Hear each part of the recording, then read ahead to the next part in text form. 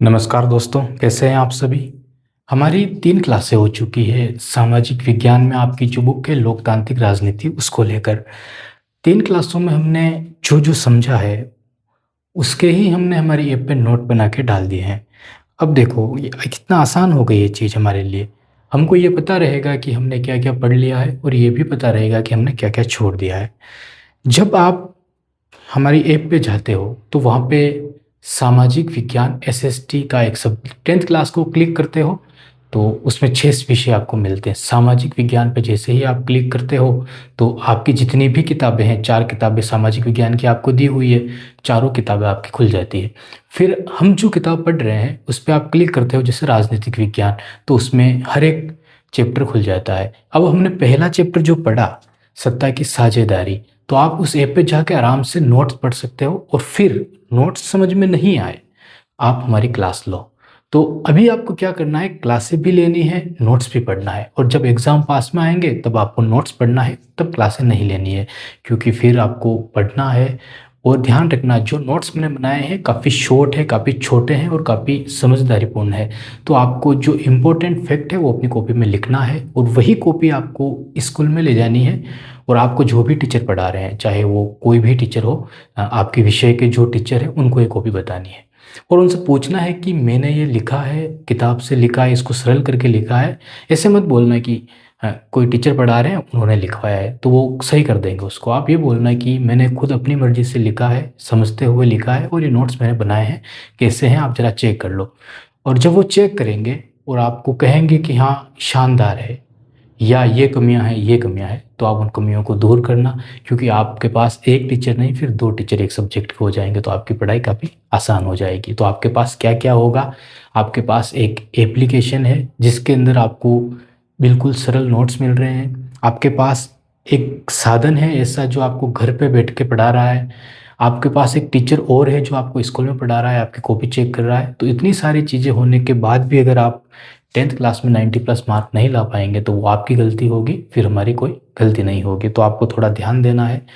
और हमारी क्लास से आधे घंटे की आ रही थी, हम इसको थोड़ा छोटा करेंगे, 15 मिनट की क्लास ही लेंगे ज़्यादा से ज़्यादा, या फिर 15 से 20 मिनट के बीच में, ताकि आपको कम समय में अच्छा बेहतर मिले। और शाम के टाइम ही क्लासें लेंगे। और उसके अलावा एक चीज़ और है, ध्यान रखना, जो नोट्स हैं आपको वो पढ़ते रहना है। आप दिन में पढ़ो, कभी भी पढ़ो। आपके पास मोबाइल है तो आप गेम मत खेलिए ज़्यादा, हल थोड़े बहुत खेल लीजिए, लेकिन नोट्स को पढ़िए आराम से। 10th क्लास में ये मान के चलिए कि अच्छे परसेंट बनाने हैं। आप कितने कमज़ोर हो पढ़ाई में से फ़र्क नहीं पड़ता है, ज़्यादा से ज़्यादा प्रैक्टिस करोगे सारी चीज़ें आ जाएगी। मेरे सब्जेक्ट ऐसे ऐसे, फिर भी इंग्लिश, साइंस, मैथ सारी चीज़ें पढ़ा लेता हूँ, तो मैंने भी तो सीखा होगा ना पढ़ना। मैंने भी तो कहीं से पढ़ा, मुझे भी बिल्कुल नहीं आता था पहले, लेकिन मैंने भी सीखा है, तो आप भी सीख जाओगे। और नहीं सीखोगे तो मैं तो हूँ, पूछो आप जो पूछना चाहते हो। तो शुरू करते हैं हमारी क्लास। हमने बेल्जियम एक छोटा सा देश और श्रीलंका एक छोटा सा देश, हमने दोनों की चर्चा की। हमने आपको ये बताया कि श्रीलंका के अंदर भी लोग रहते थे, बेल्जियम के अंदर भी लोग रहते थे। बेल्जियम में क्या हुआ कि वहाँ की सरकार जो थी लोगों को समान अधिकार दे दिए, और जो भी वहाँ के नेता थे उन नेताओं को बराबर पावर दे दिया गया। श्रीलंका में क्या किया गया, श्रीलंका में जो एक ही धर्म के जो लोग थे ज़्यादा, उनके हाथ में सब कुछ दे दिया क्या था, और जो धर्म में कम संख्या थी उनको कुछ भी नहीं दिया। तो इससे क्या हुआ कि श्रीलंका में तो दंगे भड़क गए और बेल्जियम के अंदर कुछ लड़ाइयाँ नहीं हुई। तो वहाँ पे बेल्जियम का जो मॉडल था, और जब हमारा देश भारत है, पहले रियासतें हुआ करती थी, पहले राजा हुआ करता था। तो जो राजा जहाँ पे है वो उसकी ज़मीन है, वो जो चाहे वो कर सकता था। बाद में क्या हुआ कि हमारा एक देश बना और हमने एक संविधान बनाया। उस संविधान के अंतर्गत जितनी भी रियासतें थी उन सबको राज्य में तब्दील कर दिया या केंद्र शासित प्रदेश में बदल दिया। इसको समझेंगे, आगे संवाद हम पढ़ेंगे तब इसको समझेंगे, लेकिन छोटा सा मैं बता देता हूँ। भारत पहले अलग अलग रियासतों में बटा हुआ था, मतलब अलग अलग छोटे छोटे देशों के अंदर बटा हुआ था। हर राजा का अपना देश अलग था। जैसे कि महाराणा प्रताप है तो वो मेवाड़ के राजा थे, तो मेवाड़ उनका पूरा देश था।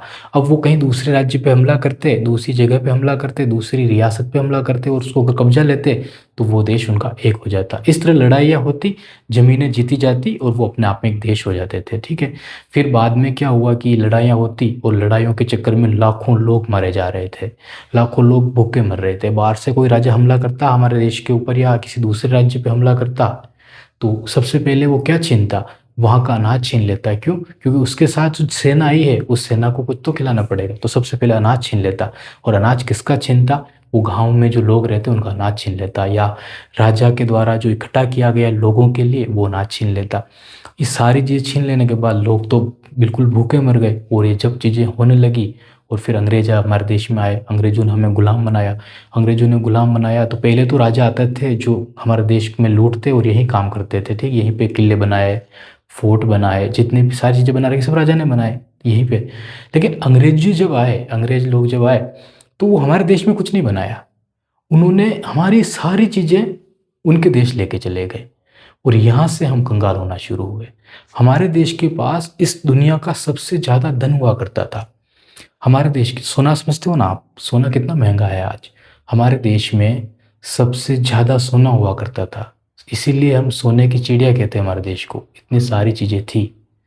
अब आप सोचो कितना सोना होने के बाद भी हम इतने गरीब कैसे हो गए। हमारे देश में आज अन्न के लिए लोग क्यों तरस रहे हैं? उसका कारण अंग्रेज है, सारा धन लेके चले गए। और फिर जो कुछ बचा तो आप देख लीजिए, 1950 में हम आज़ाद हुए, 1950 से लगाकर 2026 तक 70-75 साल हो गए हमारी आज़ादी को, 78 साल। तो आप देखो 78 सालों में अंग्रेजों ने तो लूटा था। 78 साल पहले जब 1947 में हम आज़ाद नहीं हुए, उसके बाद नेताओं ने लूटा हमको, निचोड़ लिया पूरा। आज बताओ आपके घर के बाहर की सड़क जो है उसमें कितने गड्ढे हैं, लेकिन आप नेता जो आपका विधायक है उसके बारे में पता करोगे तो आपको पता चलेगा कि उसकी तो इतनी बड़ी बड़ी होटलें हैं, उसने तो इतने टेंडर ले रखे हैं।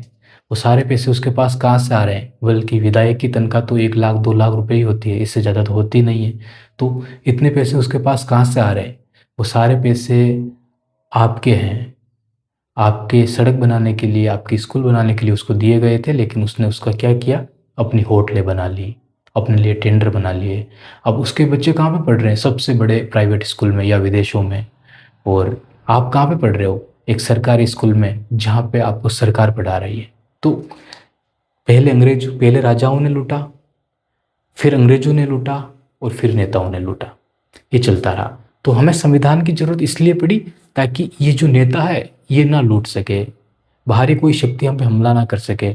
हमारा देश का कोई ऐसा राज्य है जो कहता है मैं तो इस देश में नहीं, मैं तो अलग ही राज्य बनाऊंगा, अलग ही रहूंगा, ये सरकार से मेरा लेना देना नहीं। तो संविधान में लिखा है कि अपनी मर्जी से आप अलग नहीं हो सकते हो। तो संविधान इसीलिए बनाया गया है ताकि गरीब लोगों के लिए उनके अधिकार को सुरक्षित रखा जाए। तो संविधान जो है हमारा वो अधिकारों का एक दस्तावेज है। ठीक है, अब चलते हैं आगे। अब मैं आपको एक कहानी सुनाता हूँ और एक डायग्राम भी बनाते हैं। मान लीजिए कि एक घर बनाते हैं, छोटा सा घर बनाते हैं।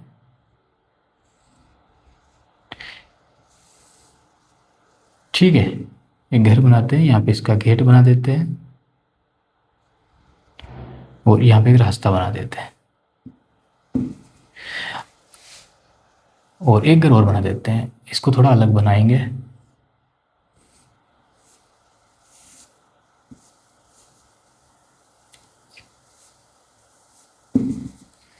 कहानी काफी शानदार है, तो आप इसको सुनना अच्छे से।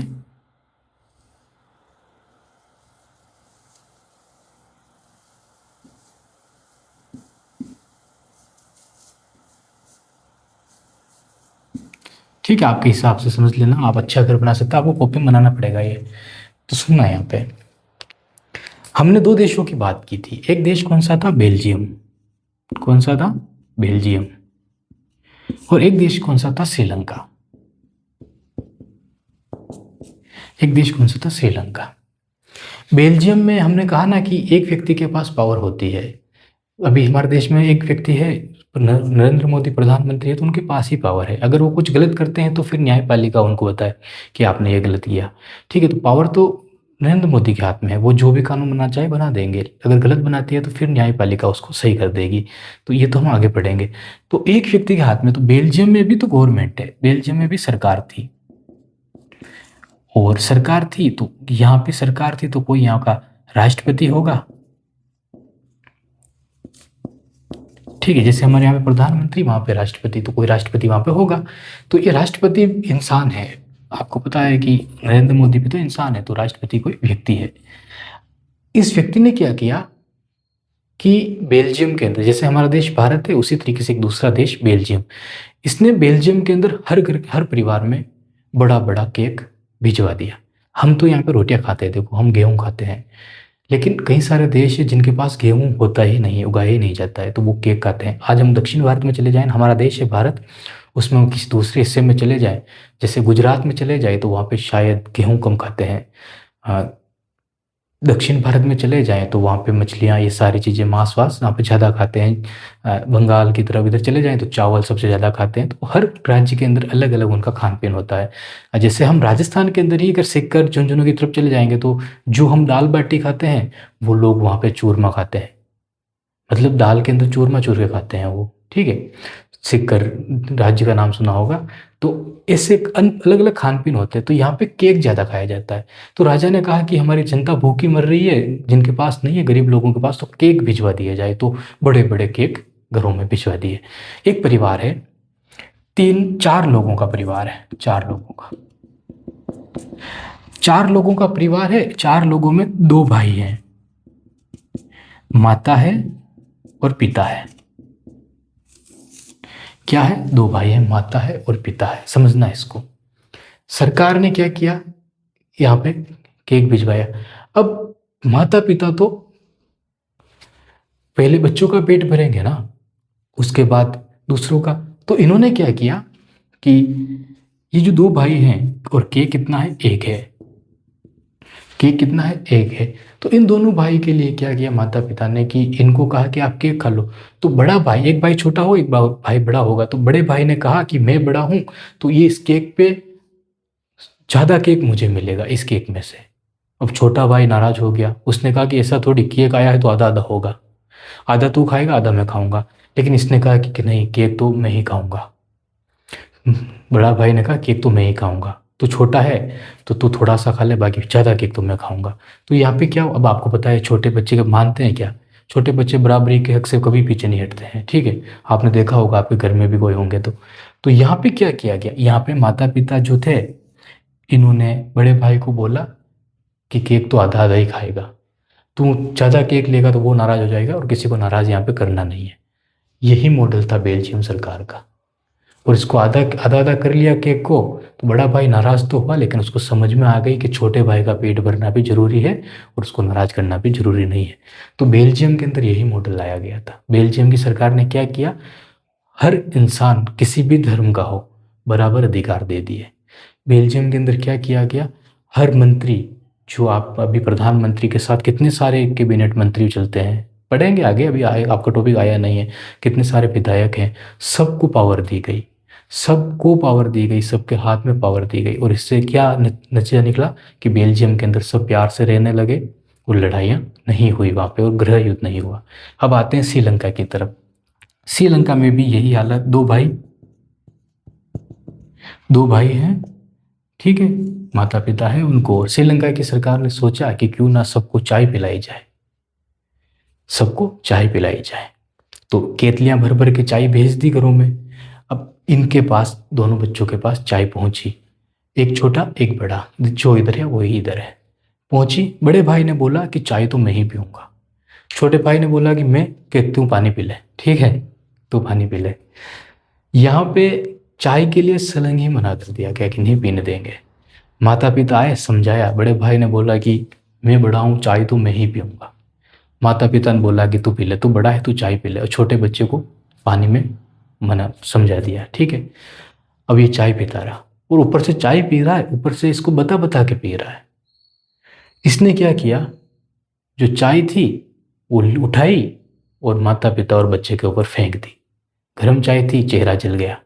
हमारी कहानी ऐप के ऊपर पड़ी हुई, आप पढ़ सकते हो। चेहरा जल गया इसका, ठीक है, चेहरा जल गया। माता पिता को, इन तीनों को गुस्सा आया, छोटे भाई को डांटा, और फिर इसको मतलब कि डांटा और पनिशमेंट किया। तो यहाँ पे तो लड़ाई हुई, यहाँ पे कोई समझौता हुआ क्या, यहाँ पे लड़ाई हुई क्या, यहाँ पे प्यार से चीज़ें संभल गई। यहाँ पे लड़ाई हुई, और लड़ाई होने के कारण क्या हुआ, वही हुआ जो श्रीलंका में हुआ था। ज़्यादा संख्या में जो लोग थे वो किसी एक धर्म के थे, और वो धर्म कौन सा था? बौद्ध धर्म था। कौन सा धर्म था? बौद्ध धर्म था।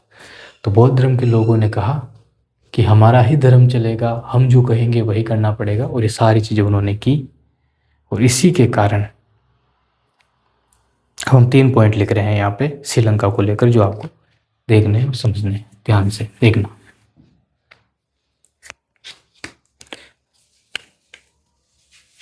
राजभाषा, ठीक है, रोजगार,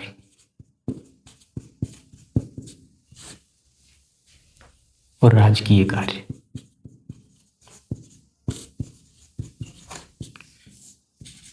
समझना यहाँ पे क्या हुआ, यहाँ पे अलग से काम नहीं, सबको बराबर काम दे दिया, तो हम अलग से ये लिखने की वहाँ पे जरूरत ही नहीं है। लेकिन यहाँ पे देखो, समझो क्या हुआ, यहाँ पे समझना। राजभाषा सिंहली घोषित कर दी गई। कौन सी? सिंहली। क्योंकि श्रीलंका के अंदर सबसे ज्यादा धर्म के लोग कौन थे? सिंहली। 74% लोग थे ये सिंहली, 74। रोजगार में सिंहली को आगे कर दिया गया।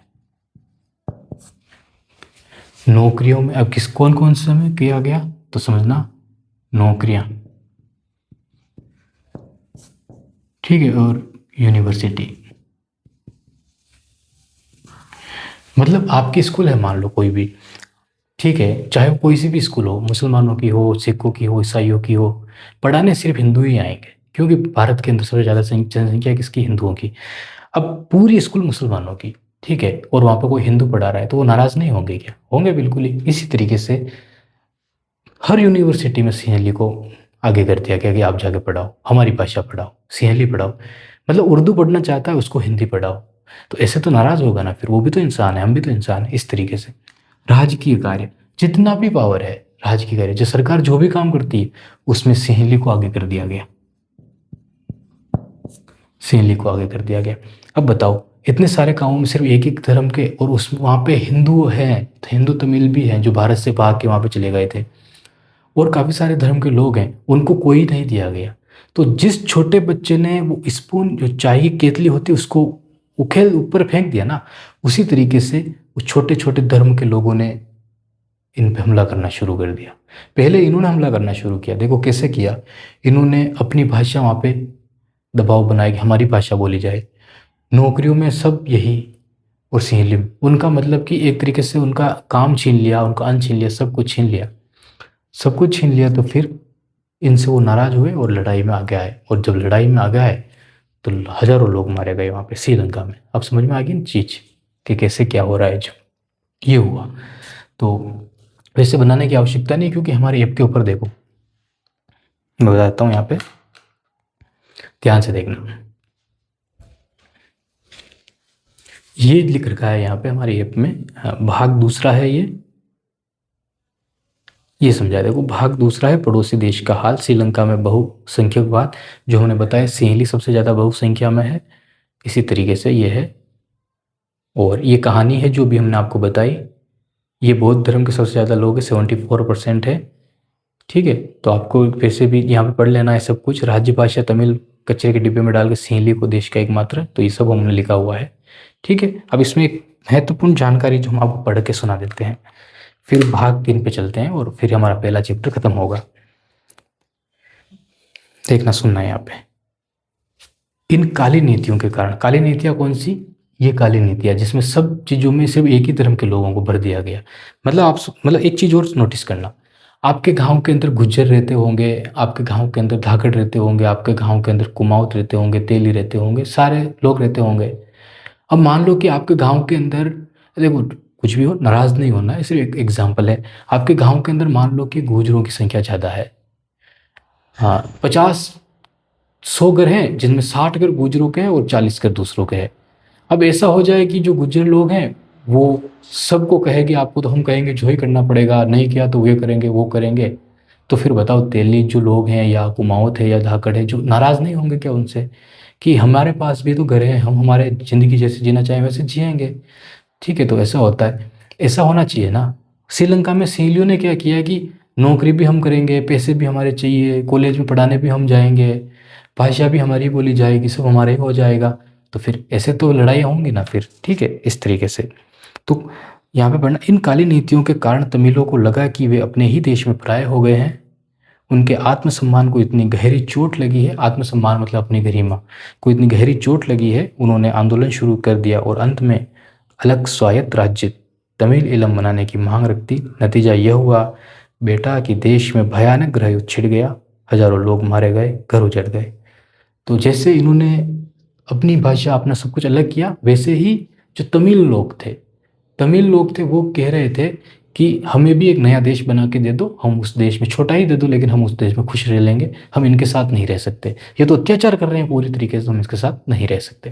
और उल्टा बेल्जियम में क्या हुआ, सभी लोग खुशी से एक साथ रहे, और यही बेल्जियम आगे चल के ये यूरोप है, पूरा यूरोप महाद्वीप है, और यूरोप महाद्वीप के अंदर काफ़ी सारे देश हैं। बेल्जियम तो एक छोटा सा हिस्सा है, बेल्जियम जैसे काफ़ी सारे देश हैं, आप मान लो हजारों देश है बेल्जियम के जैसे, हजारों देश इस यूरोप में। जब यूरोप बना तो एक छोटा सा बेल्जियम, छोटा सा देश यूरोप का केंद्र में हिस्सा बना, और यूरोप की नीतियाँ लागू की गई यूरोप के अंदर, सॉरी बेल्जियम की नीतियाँ यूरोप में लागू की गई। क्यों? क्योंकि यूरोप ने अपने अंदर हजारों लोगों को मरने से बचा लिया था, और ये सारी चीज़ें हमारे ऐप के ऊपर लिखा हुआ है। तो आपको इस नोट्स को अब पढ़ोगे तो आपको समझ में आएगा, फिर भी आपको समझ में ना आए तो आप हमसे पूछ सकते हो। क्वेश्चन पूछा गया है यहाँ पे, देखो हमने क्वेश्चन डाला है, तो आपको इसका जवाब अभी कमेंट में देना है। बाकी क्वेश्चन हमारी ऐप के ऊपर पड़ा हुआ है, वहाँ पे भी आप जाकर उसका आंसर दे सकते हो। श्रीलंका की सरकार ने 1956 में अधिकारों को कुचलने के लिए किस धर्म को राजकीय संरक्षण दिया? राजकीय संरक्षण का मतलब है कि श्रीलंका की सरकार ने कि ऐसे कौन से धर्म को सारी पावर दे दी कि उस धर्म का कोई कुछ भी नहीं बिगाड़ पाएगा, संविधान में लिख दिया। तो ऐसा कौन सा धर्म था? तो आप बता सकते हो कि कौन सा धर्म था, कमेंट में आप बताना उसको। ठीक है, अब हम आगे चलेंगे, बेल्जियम को लेकर चर्चा करेंगे। भाग 3 है हमारा इसी ऐप के इसी चैप्टर के अंदर, उसको देखेंगे। ये क्लास कैसी लगी आपको? समझ में नहीं आया होगा तो पिछली क्लास होगा तो इस क्लास का समझ में आ गया होगा। मिलते हैं हमारा तीसरा भाग, और फिर एंड कर देंगे हम हमारी इस क्लास का, ठीक है, हमारे इस पहले चैप्टर का। आपको क्या करना है कि हमारा जो ऐप है हम लिंक के द्वारा नहीं पहुंचा सकते हैं आगे, यूट्यूब के इस वीडियो के डिस्क्रिप्शन में नहीं डाल सकते हैं, क्योंकि वहाँ पे यूट्यूब ने स्ट्राइक दी है हमको, एक वीडियो में डाला है। तो हमारे इंस्टाग्राम से आप जुड़ सकते हो, और आपके जितने भी दोस्त हैं हमारे इंस्टाग्राम के रील उनको भेजो, रील मतलब कि लिंक उनको भेजो, हमारी कोई वीडियो जो इंस्टाग्राम पे हम डालते हैं उनको भेजो, वहाँ पे उस ऐप को वहाँ से उनको मिल जाएगी। हम यहाँ से यूट्यूब से डायरेक्ट ऐप नहीं भेज सकते हैं। तो मिलते हैं हमारी नेक्स्ट क्लास में, बहुत बहुत धन्यवाद आपका।